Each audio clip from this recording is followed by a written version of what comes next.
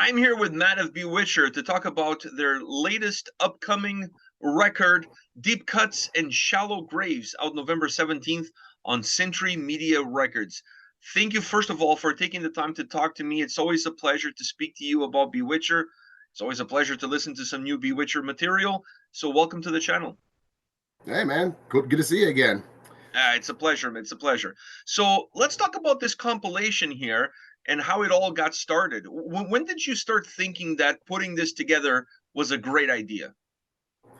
The idea has sort of been around in the back of our minds for a few years now, just because we've had all these demos and we've had all these other recordings from that era that, we at some point, well, they were out of print for a long time, and we get asked at shows, on the road, are you guys ever going to put that stuff out again?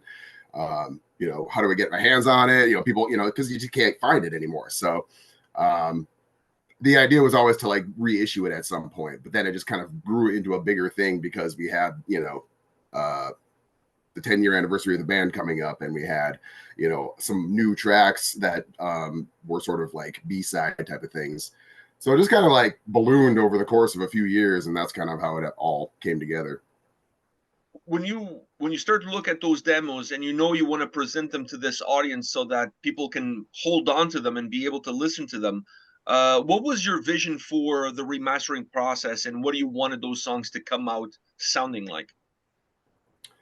I don't think that we were super concerned with changing the quality or anything like that. We wanted to preserve the rawness of everything. So it was more just a matter of getting everything to be balanced with each other. So we have some new tracks, we have some old tracks, just getting them all on the same like sonic level so that they're, you're not, I mean, it doesn't sound like you're listening to a CD 1 minute and like a cassette tape the next, so it's like getting that balance. And then other than that, it's pretty much just the process of getting the songs together and having them like sound good together.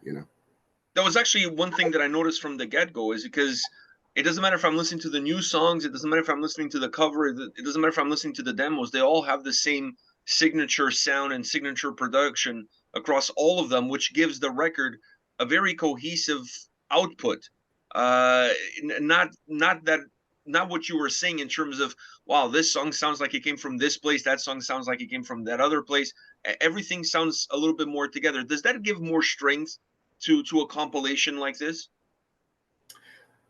I think it's the nature of compilations where you're just gonna have stuff that sounds different from each other. So if you get lucky enough where things kind of sound consistent, I guess that's cool. I'm glad that you think that. I don't know. I can tell the difference, but I think there's a good consistency there, and I think that helps when you're listening to an album as a whole. You want the songs to sound kind of sonically nice similar.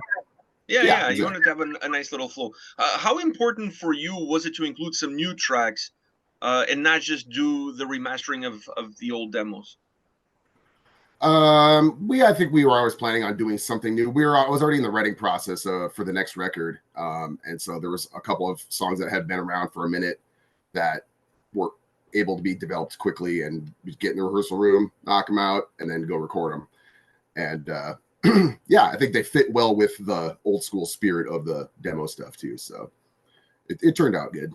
So is this compilation a way for you guys to celebrate the 10-year anniversary of the band, or is this also a way for you to give fans something to digest until there's a new record out there? Yes.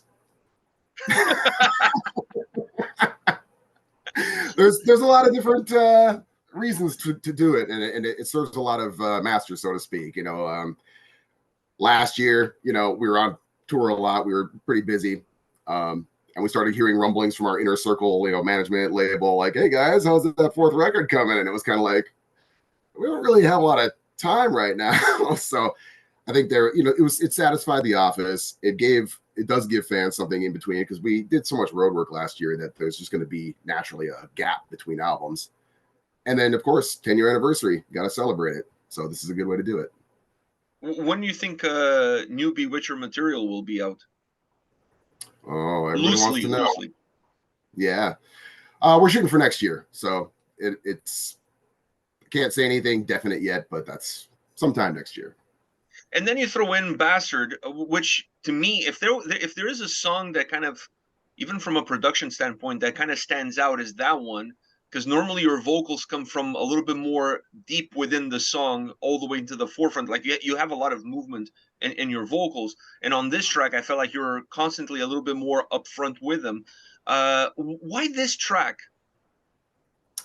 We just wanted to throw a B-side kind of like cover song on there. We had a few of them to choose from, and I think it just came down to like a licensing issue because we were gonna do more of them, and that one is the one that cleared, and it just sort of like, and I think it's a cool cover. We didn't really get to. It came out on a flexi for a brewery that we were supporting out in Iowa. So like we kind of did it as a collaboration. They do that with bands, and it was just a cool thing to have.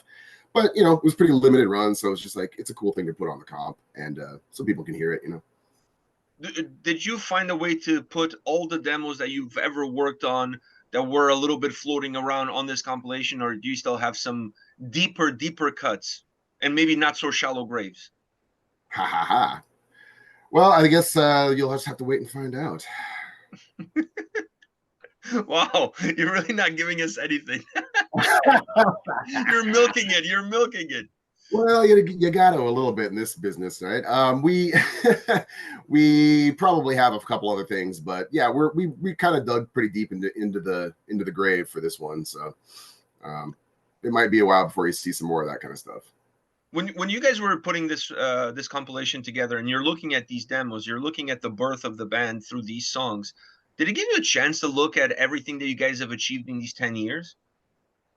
Yeah, I mean, that was kind of the trip about it, was like first of all, to consider that it's been a decade, and then like all the stuff that's kind of gone down, because it just goes by so fast. It's a cliche, right? That just life passes you by so fast, and then you don't even get the chance to enjoy it or really like realize what you've done until you've like looked back on years, and then you start seeing pictures and all this kind of stuff. The memories start coming back, and it's like, ooh, this has been quite the ride already. It's pretty cool, but it's a little bit like of a mind fuck. You know what I mean? What has been the biggest challenges for you in the band across this decade? Biggest challenges? I mean, there's always challenges. There's just never, it never stops. It's like, it's always like the next thing. It's like getting to the next plateau or the next goal. At first it's keeping a lineup together, having three guys that can work together well and be on the road together. And then it's getting a record together. And then it's, trying to get on a bigger tour or just surviving on the road. There's always challenges. Has it always been easy, or maybe has it always been difficult for you to get other people to see the vision that you've had for this band? Depends on who you're referring to, but yeah, I mean, generally it's one or the other. It's usually like people are way into it, or they're like, "What the hell is this?" So I don't know what's not to be into, because you guys, amazing sound, amazing band, amazing attitude. I love everything that you guys release. I honestly do. I'm a huge fan, but I honestly feel like my love for Bewitcher is not that it's not reciprocated, but I don't think there's enough people out there that share it. I think you guys should be a lot bigger than where you are, and that's why I asked you that question. I feel like, do we have to start a campaign? Do we have to start like a mob and force people to listen to the band? Like I feel like you guys have so much to offer, and not necessarily reaching every single person that should be listening to you guys.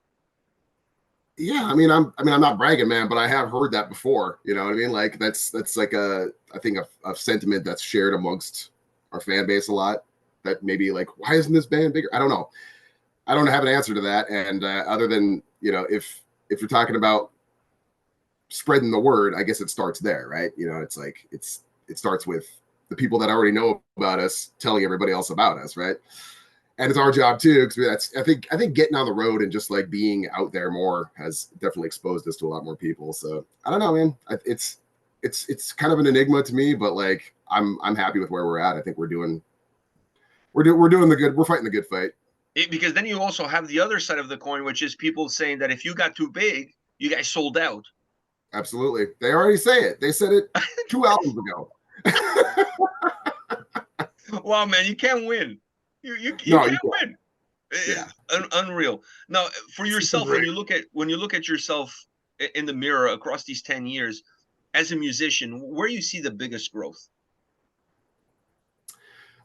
Just as players, I think, I won't speak for the other guys, but I know that they could probably speak to this too. But just the more you play, the better you get, and it just goes without saying. But like then it really translates into like making better music, and I think the songs are just improving over time.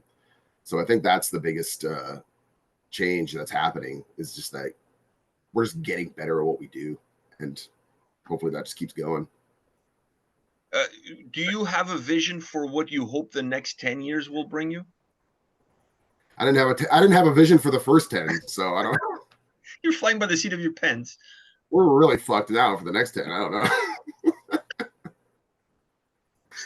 Well, I you think need we some more thought, demos for the next Deep Cuts and Shallow Graves Part 2, 10 years from yeah, now. yeah, 10 years from now. So I mean, anything can happen, but I think that I don't think we planned to have a third record. I think maybe two was like the maximum that I thought we were going to do when we started. And then as you go, you just, yeah, like you said, you just make it up as you go. You fly by the seat of your pants and hope for the Well, best. you're doing wonderfully at it. So let me ask you this last question. I don't want to take too much of your time today. When you announce tours and shows on your Facebook page, I'm there to see them. I'm there to read them. Always with a tear in my eye because there's never a Toronto show. When the hell are you guys going to make it to this part of planet Earth? We're not, we're neighbors technically. Toronto is one of my favorite cities ever. So we're going to get back there sooner than later. It's, getting into Canada. We've only played one Canadian show since 2019 since the pandemic anyways. And that's in Vancouver. So it's like the other side. So we're going to get over there. I'm going to say next year. I hope so. I'm dying to see you guys live. Yeah, dude, we'll be back for sure. No, I'm hyping you. So the question I have for you before we go is, do you have any expectations from me as a fan? If when you play in Toronto and I come to the show, are you expecting something? Because it's like, you got to deliver. Toronto delivers when we show up. So I think, I've never had we've never had even close to a bad show in that city. So people are always raging, always having a good time, doing it only the way the Canadians know how to do. So it's Wow, always a good time.